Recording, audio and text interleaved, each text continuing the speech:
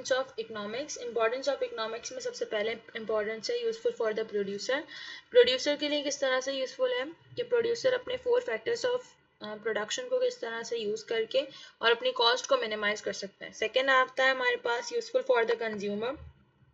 Consumer के लिए किस तरह से यूजफुल है, अगर कंज्यूमर को इक्वी मार्जिनल यूटिलिटी का कॉन्सेप्ट पता है और उसको उसके अकॉर्डिंग अपने सेटिस्फेक्शन को मैक्सिमाइज कर सकता है और अपने इनकम को उसके अकॉर्डिंग ही यूज कर सकता है। ठीक है, सेकंड नेक्स्ट है हमारे पास पॉवर्टी एंड डेवलपमेंट, यानी कि इकोनॉमिक्स हमें हेल्प करती है कि हमने पॉवर्टी को किस तरीके से कंट्रोल करना है और अपनी इकोनॉमिक डेवलपमेंट में डिफरेंट कंसिडरेशंस को किस तरीके से फोकस करना है।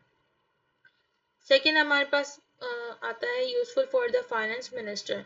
Useful for the finance minister यानी कि फाइनेंस मिनिस्टर के लिए वो किस तरह से यूजफुल है कि फाइनेंस मिनिस्टर बजट को ईयरली बजट को कंसीडर करने के लिए, प्रिपेयर करने के लिए किस तरीके से गाइड कर सकती है। इकोनॉमिक्स में तमाम चीज़ें कंसीडर होती हैं कि किस तरीके से टैक्स पॉलिसी बनानी है और मॉनेटरी पॉलिसी को किस तरह कंसीडर करना है। नेक्स्ट हमारे पास आता है importance for a common man, यानी कि इकोनॉमिक्स बहुत यूजफुल है हर सिटीजन के लिए। उससे हमें ये पता चलता है कि इकोनॉमिक पॉलिसीज गवर्नमेंट किस तरीके से बनाती है एक इंडिविजुअल के लिए और वो तमाम पॉलिसीज एक इंडिविजुअल के लिए किस तरीके से हेल्पफुल हो सकती हैं। नेक्स्ट है economic planning. Importance of economic planning can not be ignored.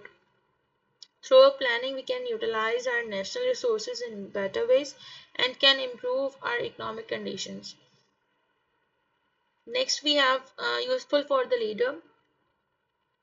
It is very helpful for the leader to understand the economic problems if they have a knowledge of economics. अगर एक individual को, एक leader को economics के बारे में बताए तो वो अपनी कंडीशंस, अपनी कंट्री की कंडीशंस को इजीली जज कर सकता है कि अगर इन्फ्लेशन रेट हाई है तो किस वजह से हाई है और अगर टैक्स की पॉलिसी को चेंज करना है तो वो क्यों चेंज करना है।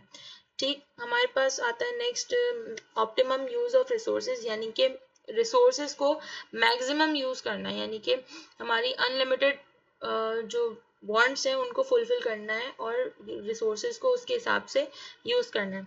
Useful for international trade. International trade के लिए किस तरह से यूजफुल है, इकोनॉमिक्स को बेनिफिट, यानी कि इकोनॉमिक्स बेनिफिट देता है हमें बैलेंस ऑफ ट्रेड के लिए।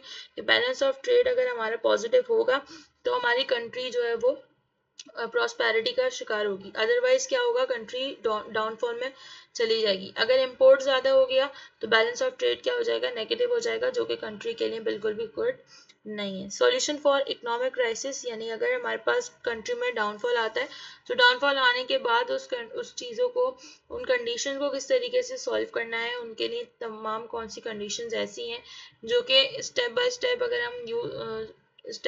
अगर हम इम्प्लीमेंट करते हैं तो वो हमारे लिए हेल्पफुल होंगी। तो ये हमारा था आज का टॉपिक।